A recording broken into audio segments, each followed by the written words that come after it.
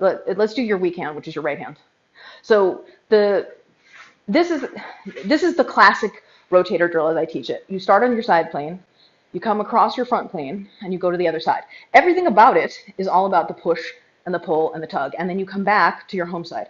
So all you're doing is bending the plane subtly, subtly, subtly to get across the body. Then you're going to come up over the top, and then come down on the home side, and then come to the back plane, and then come up over the top, and then come to the front plane. Whoa, right? And then you're going to come back around to the other side and behind the back on the other side and come up over the top, flat over your head, flat over your head, flat over your head, and then come down in front of you. So all of that, every bit of that is just plane bending, but it's all about the push, pull, tug, the subtleties of the motion.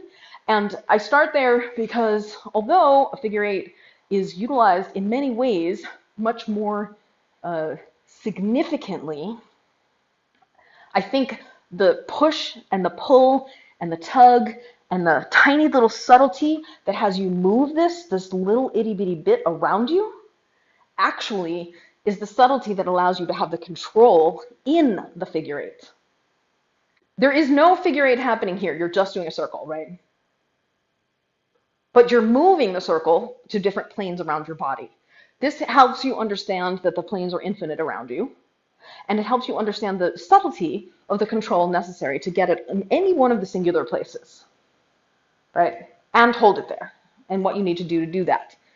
I contend, your mileage may vary, that when you start looking at the figure eight, wherever your crossover point is, having done these rotator drills will help you have infinitely more subtle control of these crossover points because you understand with greater connection to the kinesthetic feeling of it how you manipulate the plane with those subtleties of the push, the pull, the tug,